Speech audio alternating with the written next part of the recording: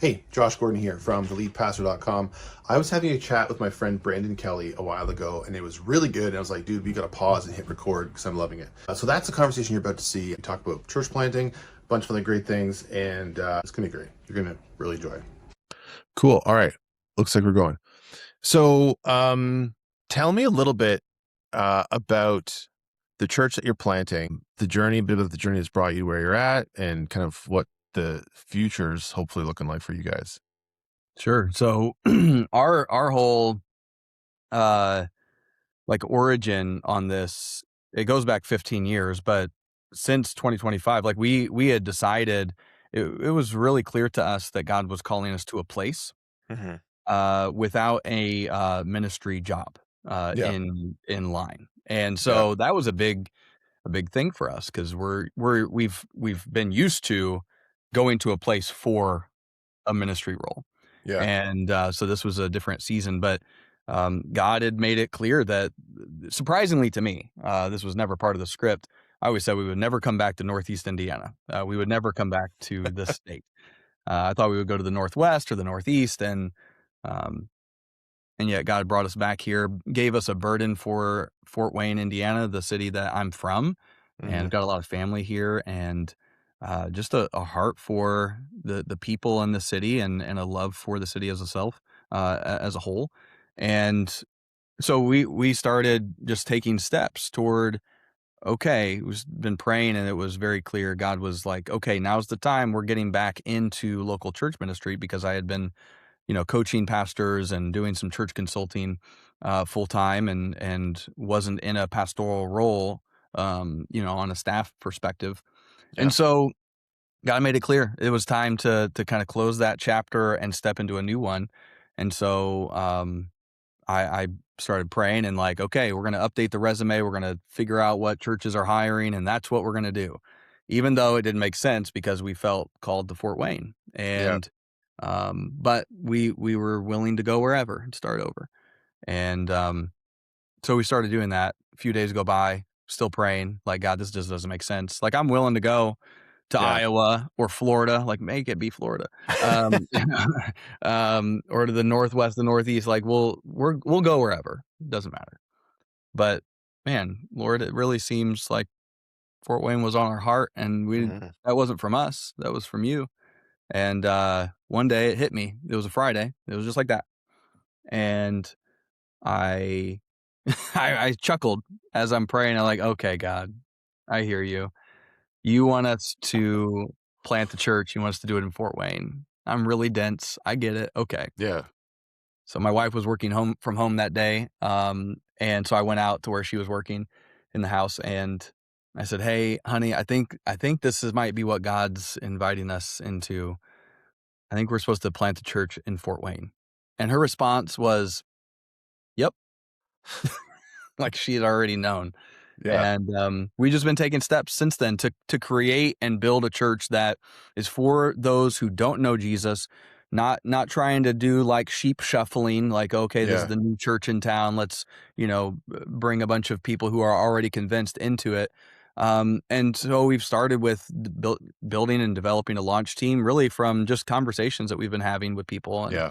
it's really cool to see the group and the team that God's been bringing together. It's people with pasts and with some struggles in their past, and Yeah. obviously for all of us in our present as well. But people with a story, and people Yeah. who, they're not going to be intimidated by people's messes or Mm-hmm. burdens or brokennesses. And it's just been cool to see that team assemble, and to see the affirmations along the way that, over 15 years ago, or around 15 years ago, um, we we felt like, okay, church planting would be on our future, but there had been over times, like many times, where we would pray about it and like, oh no, Yeah. it's not the time, and Yeah. it'd be overwhelming. But Yeah. now, man, I sometimes feel like I should be more nervous than I am because of Mm. the steps we're taking, because it's risky. And we're recording this in February of 2026, and we're launching Sunday services in October of this year. And so we gave ourselves a longer runway, Yeah. because we really want to be intentional with the launch team that we're developing, and Yeah. do this the right way. Yeah. Yeah. So I keep thinking, so like that part you're talking like, hearing from God and then taking it to your wife. And I've had moments like that as well. And uh well, moments where like I come to a place like, oh man, like it took me a lot of kind of like inner work to like get to this place. And then I bring it to Sarah and she's like, yep. And like it's almost like underwhelming in a sense because I'm like, it took me a lot to get to this place. And you're just like, take it for start. Like, was it like that for you at all? Or is it just, I don't know, like, because I think calling is, it's such a weird thing in some ways because it's, as for me as a pastor, I'm doing the vast majority of the work, but my wife is absolutely involved. Like she's carrying weights other people don't know about. And so it's not just a Josh thing, it's a Josh and Sarah thing. And um, so yeah, I'm like, I don't know, maybe talk a little bit about your relationship with your wife and specifically how it works to calling and how that ended up influencing maybe the journey that you guys have been on and that kind of thing.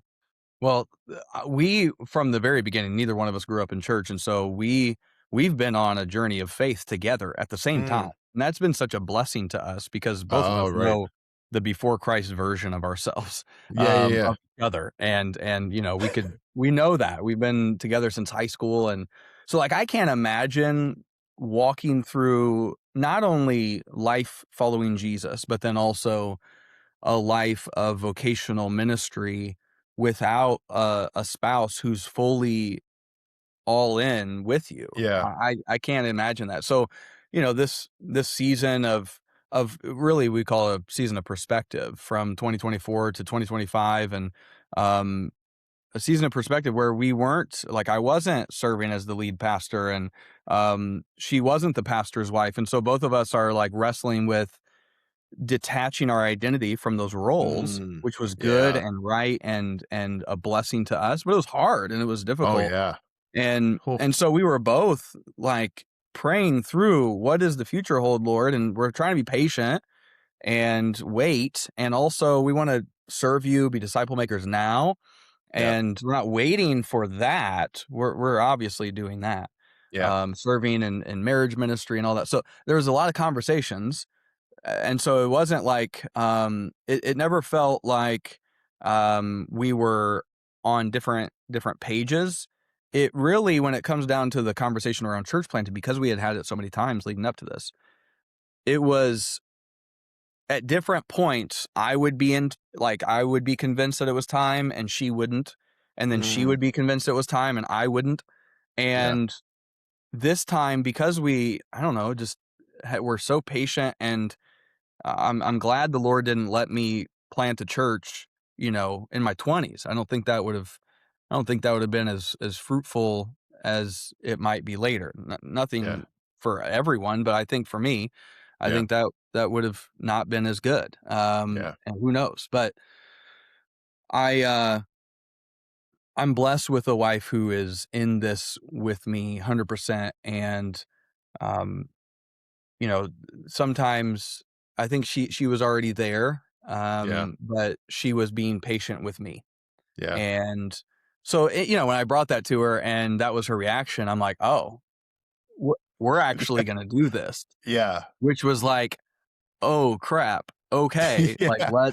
Yeah. let's do this." Yeah. And God had opened up some doors to some connections prior to that were really they were God incidences. They were Mm. not it was just, um, this whole journey, has been tremendous, and because we've kind of walked alongside of each other through it all, you know, I believe she came to the conclusion before I did, but she was patient with me. I don't think I was too far behind, but, Yeah. as is always the case, seems I'm slower, so Yeah. No, I get that. I get that for sure. So, okay. So you're in an interesting position for church planting in a lot of ways. Like God's really prepared you, for a lot of different reasons. Like, so number one, you have been in pastoral leadership before, and so you've got that experience.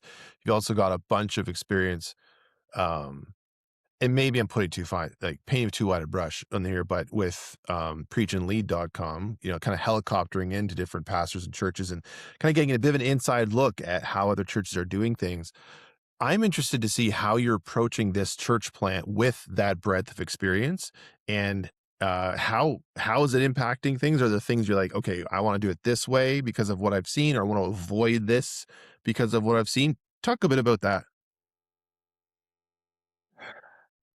The So we had a goal that we wanted to, we lived in a town south of Fort Wayne. It was close enough that we spent a lot of time in Fort Wayne already, but we decided first step, we wanted to get moved as soon as we could.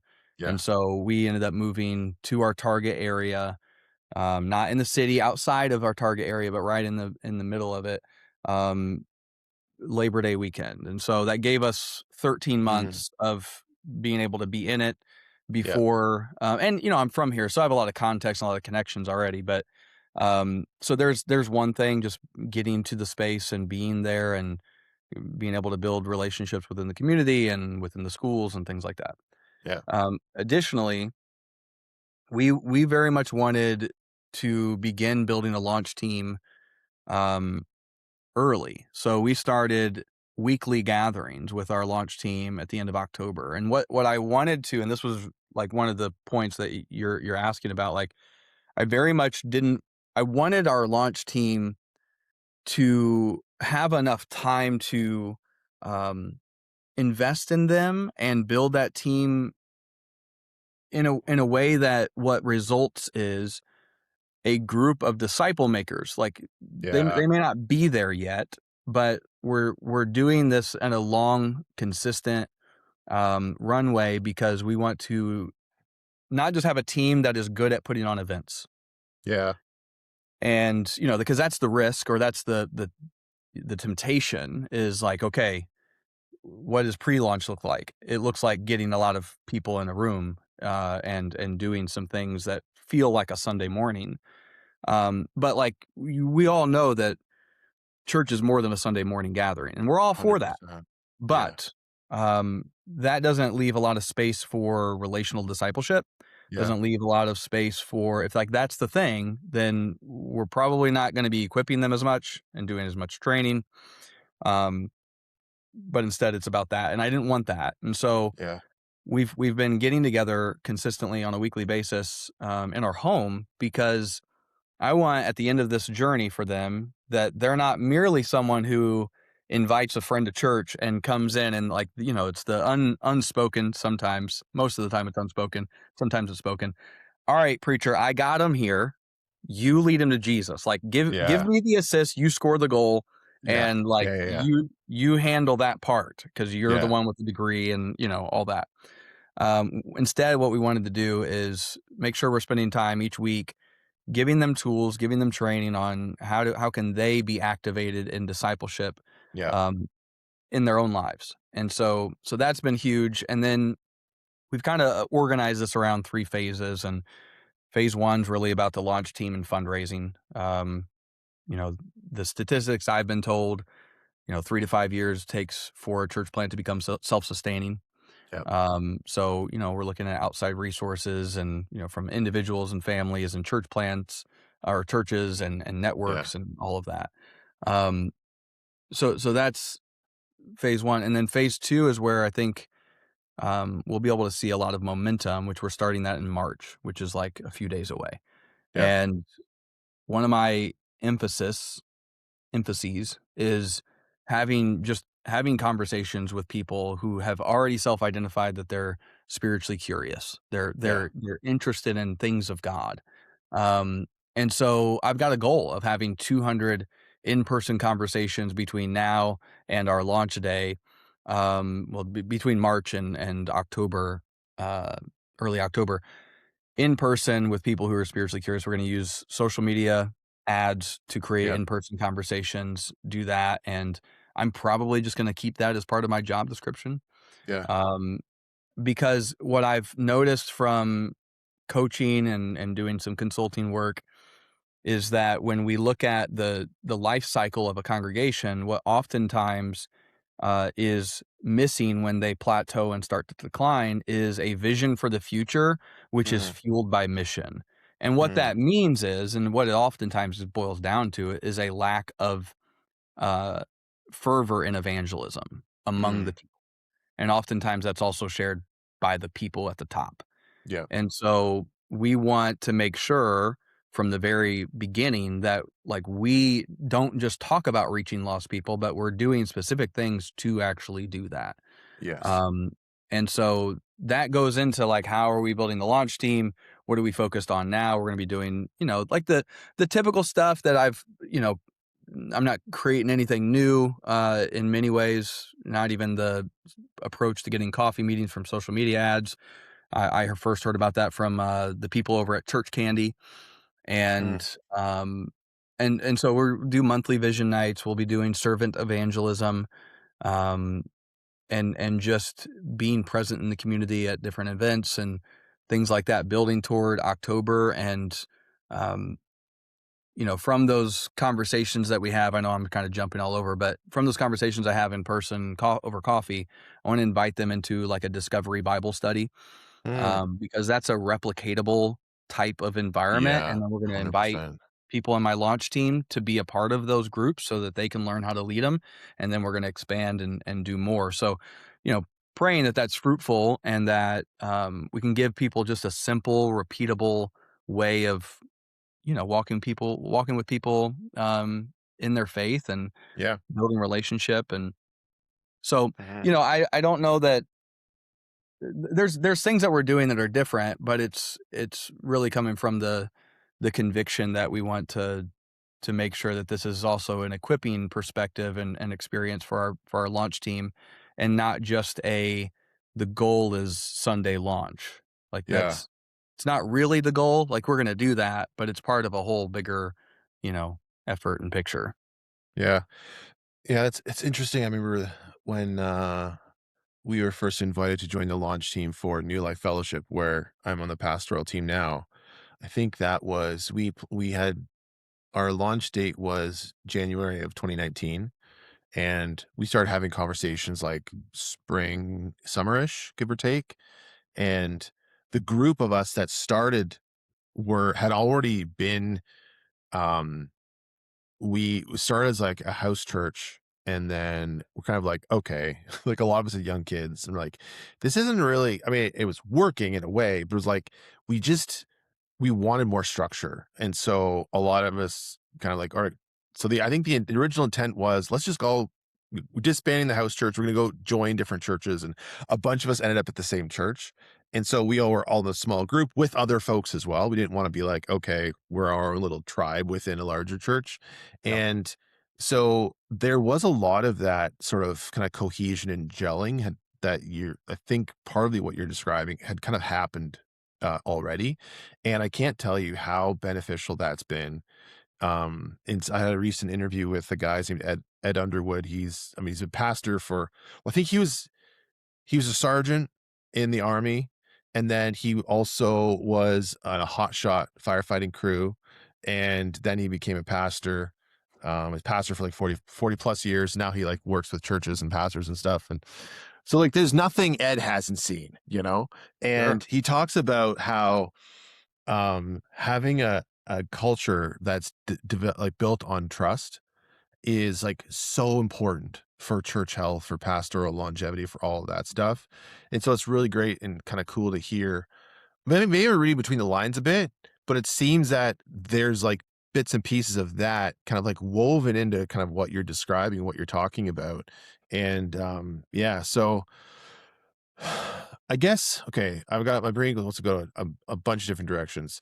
Um, because I'm interested in like leadership structure. Like I'm interested in like I know that you guys worked with a ministry that kind of helps kind of like assess and evaluate you and your wife in terms of like readiness for planting all that. Like that's really fascinating. I don't want to like again, like I said before, this could go for hours, and I don't really want to do that right now. But so maybe if I kind of like trim all the potential trees of conversation down, um, what is your week generally looking like today? as much as a pastor or church planter can have a traditional week.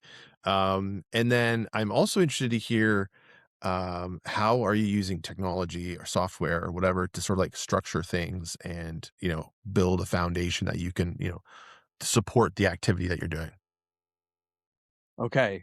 The question on how my week looks, it is so uh all over the place in the sense of um it's just different every Yeah. week. I mean, Yeah. it kind of depends, in I'm kind of coming out of a very heavy fundraising season, Mm. and then I've had some speaking opportunities, engagements, so that's kind of, which, by the way, the fundraising stuff, man, I underestimated the amount of administrative work that takes Mm. to Interesting. be, yeah, making a list of people and contacting them and arranging when you're going to meet and where and all the stuff. Like, I would love, and I didn't have this, and any church planting network leaders, this would be amazing, to have like a VA from the very beginning who can kind of function, do that stuff. At least for me, I Yeah. would love to have had it set up to where somebody else was communicating with people, arranging times for me to be there, and I could just show up and Yeah. be Yeah. with the people, and do Yeah. the thing. Anyway, so fundraising, meetings with different, there's times when I'm meeting with somebody who's interested in the launch team, so we're having coffee or lunch or dinner, having them at our house. My wife Sarah is also often involved in that when she's able to. We're meeting with people who are considering, joining the support team for fundraising. Um, and then we're meeting with other, like, I'm usually meeting with some other ministry leaders or church leaders, and then I'm doing my best to work a lot out of the house and be at coffee shops. One of my goals is to meet 5 new people every week. Yeah. And so that's just, not that the conversation has to go from, okay, I know your name now and let me, share the gospel with you every time. Like, open to that if God Yeah. opens the door, and that has happened. And so that's been cool. But just being out and Yeah. meeting with people, Yeah. um, and just striking up conversations. And then I've also been with, now that we've gotten some church partners and things like that. Like, I've got a message to dial in and, message prep Yeah. for this Sunday with a church that wants us to come and share our vision, because they're already agreed to partner with us financially. Um and so, yeah, like, it's kind of all over the place, but it comes down to people and some message prep depending on what the week looks like, and then launch team prep. So, Yeah. what are we going to be going over this week in our launch team gathering? That's a thing, with Yeah. choosing to do that every week. That Yeah. requires a level of um, preparation during your week. That, Hmm. if you were only doing it once a month, then obviously that'd be less of a thing. Yeah. And then we just recently launched more like our social media. Like, we did our Facebook page, so we just recently launched that and got that off the ground and started doing some of that. This, as we get into March and moving into October, we're going to be doing a lot more like public Yeah. social media, in-person stuff. And whereas up to this point, it's been a lot of just word of mouth and conversations, just Hmm. kind of guerrilla marketing warfare type, Sure. guerrilla Yeah. warfare thing, that kind of a thing. And so the week is just, it's all over the place. And it's been something that for me, I've had to spend some time prayer and fasting to limit the noise, because I felt like I had too Oh many tabs yeah. open. And that's like, it was getting to be untenable. And so Yeah. God met me in that. And so we worked through that. So as far as tech goes, you know, it, there's a lot. I mean, we got our website. I threw that together on Squarespace. We've got our back end, the network that we work with. We have 2 networks: Kainos Leadership Network, which is out of Ohio, and Nexus Church Planting and Leader Care, which is out of Dallas, Texas. Nexus kind of handles a lot of the logistics and kind of back end stuff. So we use Planning Center. That was what Yep. they advised us to use, and I had been using that for many years, Yeah. Yeah. Yeah. in other environments as well. And so we've been using Planning Center for church management software. I also picked up Text in Church. I've used that before, but Oh, that right on. allowed Yeah, me yeah. to get another, like, a church number without Yeah. having to get, like, all the stuff. And 'cause texting church great because we can do phone calls as well as texting and emailing and the automations and all that stuff.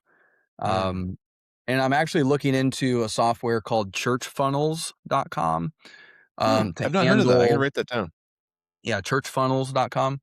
I'm pretty sure that's what the domain is. But, yeah, churchfunnels.com. So this is in an effort to, streamline the ads, Facebook, Instagram, maybe even TikTok ads, uh, to get the coffee meetings, to schedule it, Gotcha. follow up with them, to get them to show up. Because like, first goal is somebody to show up, Yeah. for that, get it good at book, but actually for them to show up would be tremendous. And so that software, I'm looking into using that to really streamline the communication, Yeah. monster that's gonna create. Oh, man, Um, huge.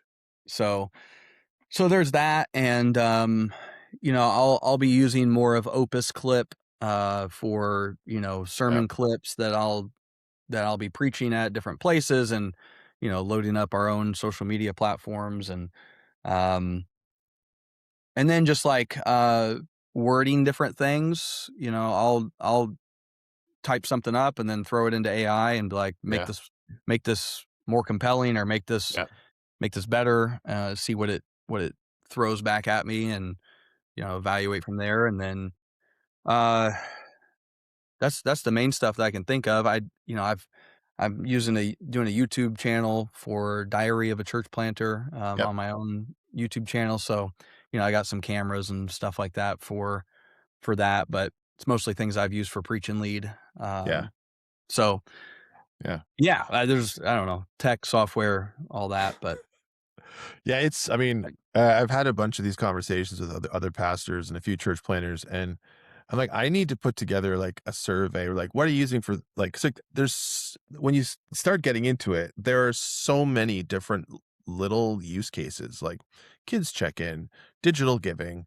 I mean, now I can't think of any off the top of my head, but like there's so many. So I need to put together like a survey or something like that, or like a yeah, and I bullet point even, checklist or may something. use something different for my emailing. Text and church, I don't really like how it functions with email, Yeah. like a newsletter standpoint, like keeping our prayer team and, donors updated on Yeah. ministry updates and prayer requests and things like that. So Yeah. that Yeah. we might add in an email, you know, thing to the tech stack, Yeah. to make it just look better and come Yeah. across more professional. So, Yeah. yeah, it's never ending, man. There's so many things you can This get bogged it's down on. Yeah. absolutely 100%. I remember when I was first getting into ministry, the executive pastor role wasn't quite as big a thing like 15 or 20 years ago.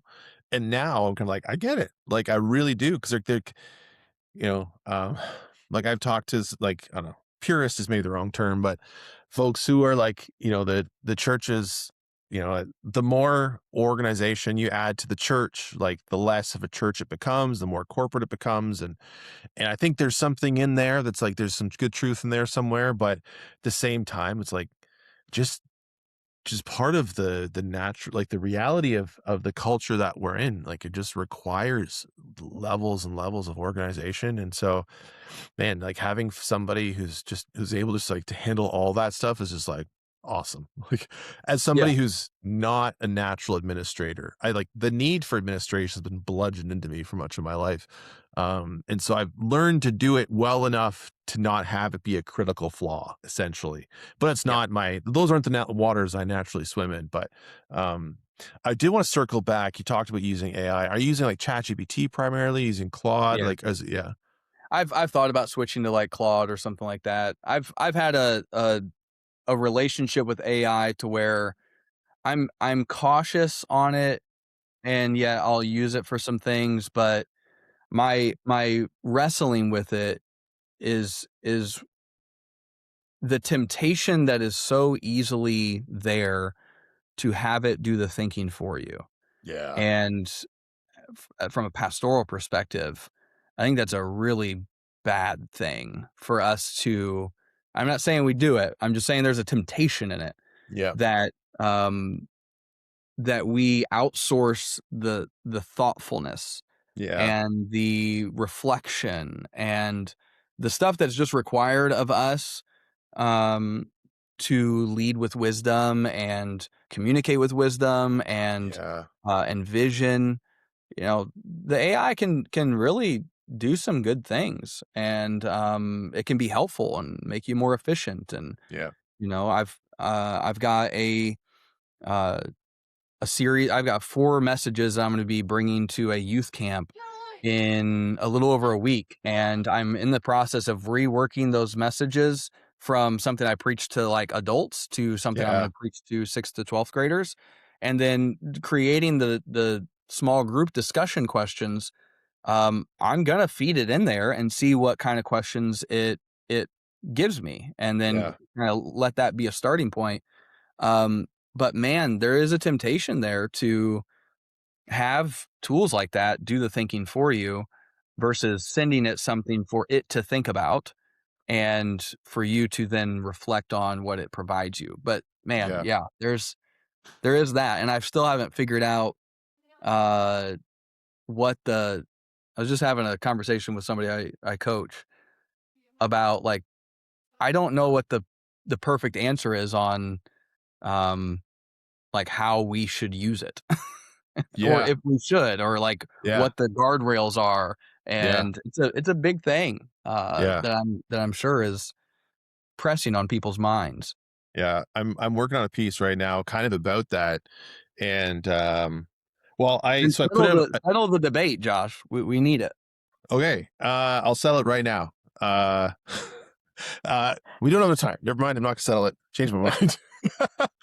um yeah, like I think there's some really excellent uses, like ingenious ways that like to use AI, and some really terrible ways to use AI. Like and there I mean, so yeah, there's actually a piece that's alive on the homepage right now with like a list of like some really great ways and some really really bad ways that AI is being used. And I think for me, what it comes down to is like I think most contentious issues where Scripture doesn't directly address it.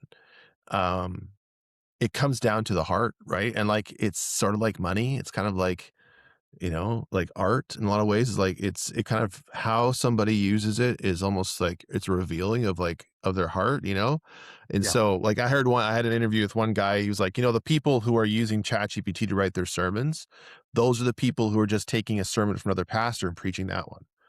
And so somebody who's already thoughtful about how they approach sermons, they're not going to use ChatGPT to create sermons. And so there's almost like this false enemy or like this of oh, people are gonna write your sermon for you. Yeah. And I mean, it will. I Oh, yeah. like it'll do it so fast and it'll be seem pretty good, right? Um, I think that for me, the biggest concern I have is kind of something you kind of addressed as well about how it's so easy to replace the Holy Spirit. Like Mm, ChatGPT will be confident and it'll be immediate and give you advice immediately. Like, yeah. and it's just Jesus just doesn't work that way, right? Like, at least not with me. No. And so I mean, there's churches that are creating AI avatars of Jesus and like talk to Jesus. Like, part of me is like, what? I don't know who thinks that's a good idea. That's horrific in my mind. But Yeah. um, yeah, I think for me at the end of the day, it comes down to is the application of this, is it am I dealing with, are there real people on the other side of it? And if there are real people on the other side of it, then I gotta be real careful. So like writing announcements, not a huge deal. I don't think, like, or captions for social media posts or whatever. Like to me, that's not a huge thing. But like as soon as like I see churches getting into using AI to create discipleship pathways or using AI to create um like yeah, chatbots on their website where people can talk what issues they're having. It's like, man, you're replacing the presence of Jesus. You're replacing the presence of a pastor. You're replacing the presence of somebody else. Like, oh, makes me real nervous real quick. But Yeah, and that's, what if you if you go super deep into AI projections and think about where this is headed and start considering all of that, then Yeah. like what's going to be left for human beings to do for human beings? And Yeah. man, I'm sure there's going to be and already are like plenty of people who are turning to that AI, Yeah. whatever machine, computer, for companionship, for Yeah. guidance, for wisdom, for um, a semblance of discipleship and Yeah. counsel. Um, but man, it doesn't take away. It's so empty, Yeah. um, and it lacks that deep need that we have for. We see it in Genesis. It's not good for man to be alone, and so even in our own humanity as pastors, out of efficiency, are we turning Mm, ourselves and the things that we provide um, into these, like, religious goods? mm, Or are we really, like, reflecting on the people God's given us to shepherd yeah. and, like, bringing our whole heart Yeah. to whatever opportunities we have to minister to them? Yeah. And, but you're right, it is the way someone uses AI is about there's something underneath that, Yeah. of course. Absolutely. Absolutely. 100%. Yeah. Um, and I don't want to be on this topic for too long, but Yeah, sure. one thing I think that is on the horizon that maybe I'm seeing it gathering a bit more steam in terms of its awareness, but I think that um, forward thinking pastors, not all pastors are that way. That's okay. But I think forward thinking pastors, more visionary folks, need to be considering the impact that AI is going to have on workforces and on people and preparing to shepherd a lot of folks who are struggling with job displacement, who are struggling with, in the same way, actually, like you talked about the painful but necessary work of disentangling identity from role. Mhm. um, that's going to be happening more and more and more across the world. And so for myself and my role as the editor at the Lead Pastor, I I've already gone through that, and I'm still in the process of going through that. Like, I mean, the tech industry is being turned upside down. For people who make their money through writing is like that is being hollowed out as far as like the financial viability of that. And the company that employs me is kind of like wrestling with figuring out what that looks like moving forward. I've like looked at I've had dark times where, it's friends and counseling and coffee that just, well, Jesus underneath it all, right? But like those things like carry me through. But like looking at the world in the future, I'm like, I've spent a lot of my life. I'm like, I am on the track. I make my money through words that I write. And looking at the future, like, is there still a place for Josh Gordon here? Right. And that's a tough question to have to wrestle with. And so it's painful, but also, as you said, like it's also very necessary. And so for me, coming to the other side of it, I have more of a confidence in who Jesus is in me and who I am in him. And so as a result, I feel that I feel more prepared to handle what the future has. And so in some ways, the transformation that I've experienced and I'm still experiencing and still wrestling with, that is on the horizon for a lot of people. And I think that's going to be one of the things that maybe a lot of pastors maybe aren't thinking about or aren't considering.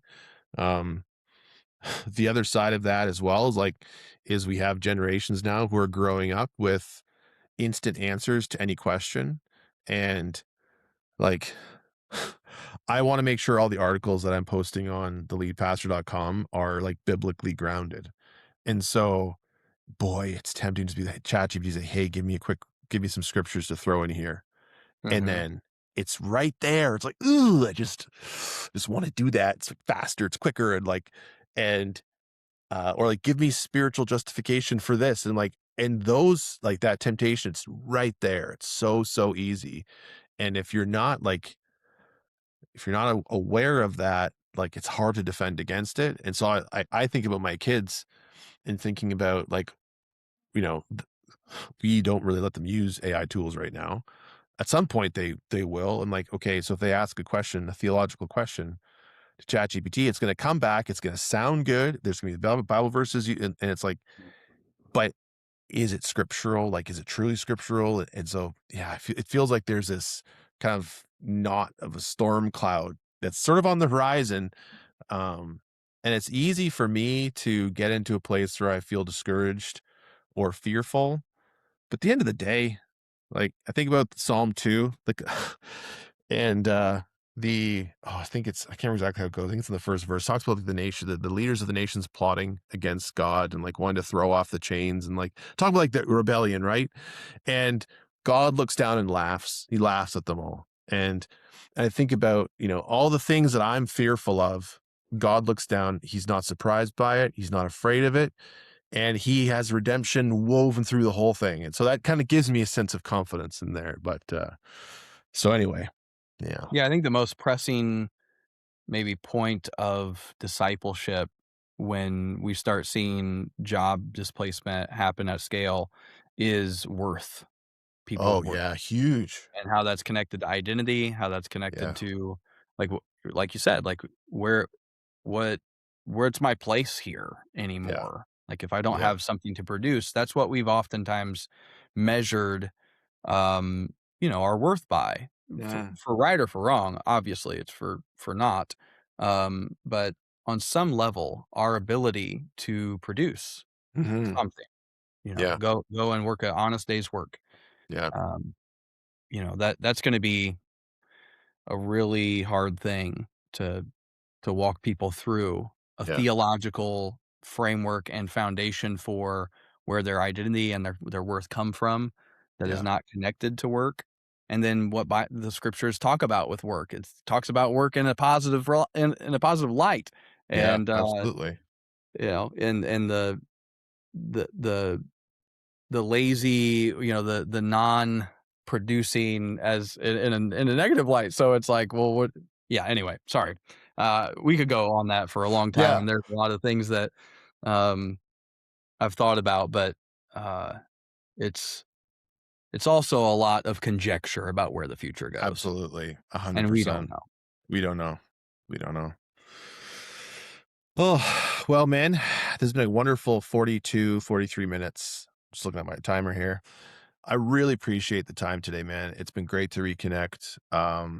Any maybe final question is, so somebody in your position in the midst of a church plant, um, what is where should they be investing money when the one place if it when it comes to the tech? Where should they start? So where a church planter should invest money in a Yeah, tech perspective? yeah, Mm.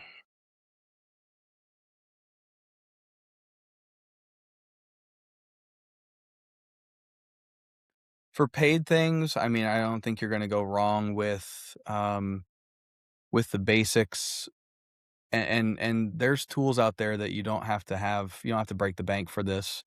Um, having a website and then a church management software is still needs to be the bread and butter, mm, that provides avenues for people to give, avenues to keep people in up to date, to contact them, to be able to, uh keep them, in tune, and then also organizing that database so that it doesn't get out of the off the rails from the yeah, beginning. Have some plans on how you're gonna manage that. And, it really depends on what your goals are, but I think no matter what your goals are, those 2 things would be the the most obvious ones that come to mind for me. yeah.